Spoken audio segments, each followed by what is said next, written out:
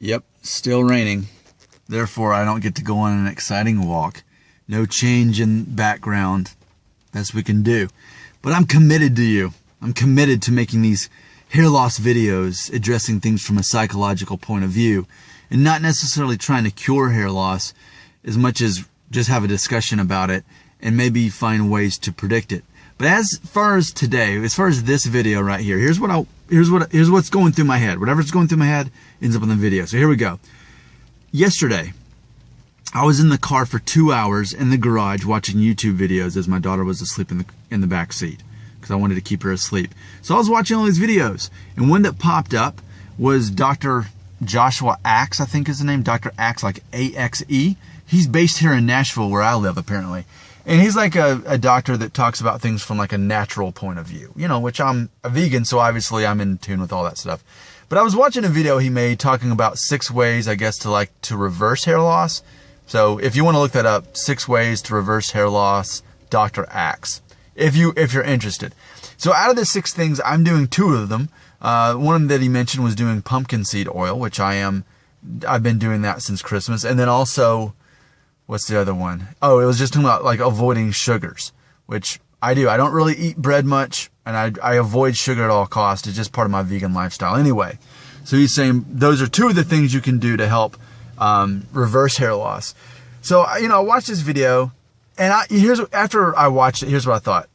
You know what? He's probably exactly right. He knows what he's talking about. If I were to fully commit to all of these things he's talked about, and several of them were like supplements and that sort of thing. So if I were to fully commit to all these things, I'm sure I would see probably some kind of improvement. He knows what he's talking about. He's a doctor. So check that out and feel free to go along with it if that's what you want to do. But after I watched the video, here's how I felt about it. I felt that it's a matter of just jumping through hoops in a desperate effort to save my hair and ideally reverse it. But I don't care that much. Like, I'm not that desperate. I think desperate is the key word here. You know, I'm fascinated by all this stuff. I enjoy talking about it, but I'm just not desperate. I'm not desperate to save my hair, and I'm not desperate to reverse my hair loss. And I mean, not that there's anything wrong with being desperate to save your hair, especially if you're a lot younger than me and you're 20 and you're thinking, man, well, if I have as much hair as Nick does now, but I'm losing it and I want to save it, you know, maybe it would be worth your time and you're worthwhile to, and maybe if I went in a time machine and I was 20 or whatever, and I knew all these things, and, you know, because back when I was 20, we didn't necessarily have access to all this information like we do now. But right now, I feel like I'm not desperate enough. And I think another thing that comes to mind is that I almost feel like it's less masculine on my part to do all these things. If I am scurrying around, going to the supplement shop or ordering this stuff online and changing my diet so desperately, so dramatically, just to save my hair, it ultimately kind of seems not so masculine for me. Because, like, so many of my decisions are based on whether it's masculine or not. But, like, to jump through so many hoops for something that's already masculine, because losing your hair is masculine, it just doesn't seem worth it to me. If it's worth it to you, do all those things to save your hair.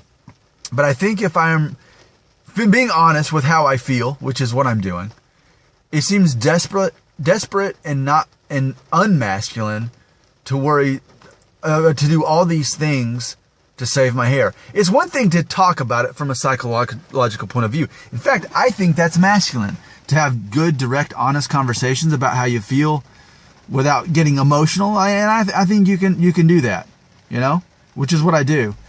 But the words desperate and not masculine come to mind as far as just doing whatever it takes to save my hair.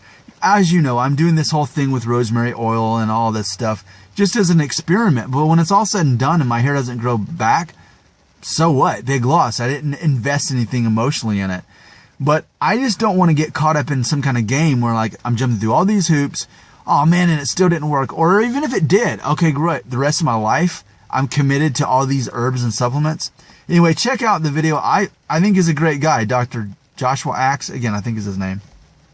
But even if it worked, it just wouldn't be worth it to me. I'd rather be masculine and just lose my hair.